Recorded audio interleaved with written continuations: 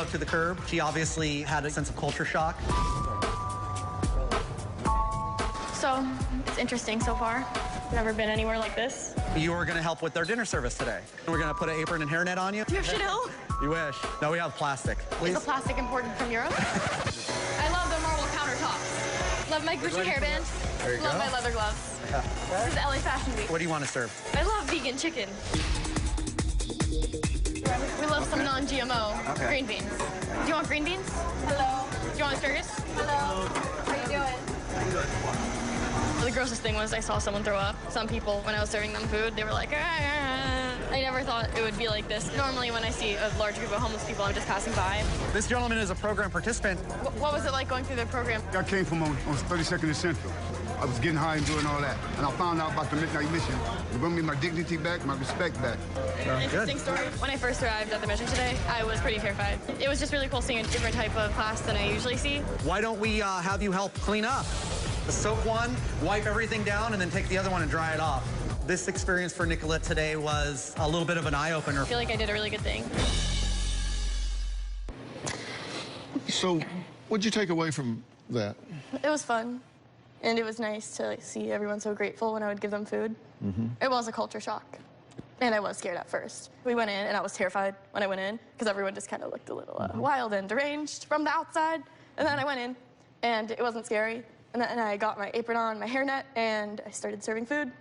I saw someone flip a table. Some people would like kind of yell at me when I was giving them food, but I got a couple thank yous, so we're great. Did you feel good about yourself for having aided some of those folks for a time, even if it was just a short time? Definitely. Please welcome Joey Weinert from the Midnight Mission in downtown Los Angeles. Joey's been working at the soup kitchen and homeless shelter for the past 3 years. As you know, I've been down there because I work with LAPD, and they do a great job down there. But for what you do down there, an awful lot of people would be awfully hungry and awfully cold sometimes. People think this is LA, it doesn't get cold at night. That's not true. It gets very cold at night. So God bless you for what you do down there. It's a great, great, great thing. So,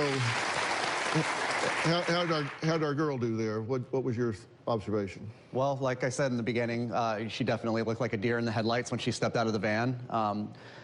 My first impression was actually pretty good, because she looked me in the eye and stuck her hand out and shook my hand. So I figured at least she would be receptive.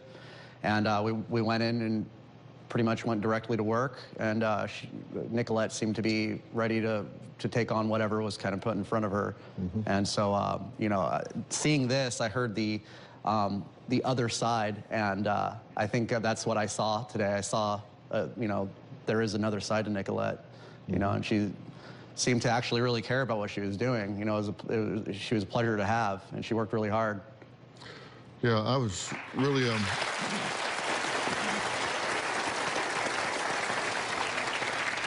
Yeah, thank you for taking me there. Yeah. I would have never gone there otherwise. It was nice.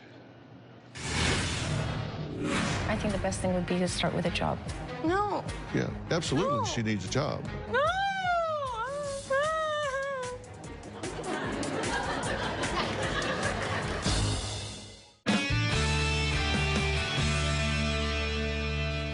I want to say some things to you about your daughter. What I'm concerned about is her self-image. And self-image is the perception or mental picture that you have, your appearance, abilities, and personal worth. And I think when someone feels like they have to have all of these things in order to feel like they're presentable, to feel like they're worthy, to feel like they can be acceptable, then they don't have much self-worth. Well, my mom made me feel that way. You know, I've said that overindulgence is a form of child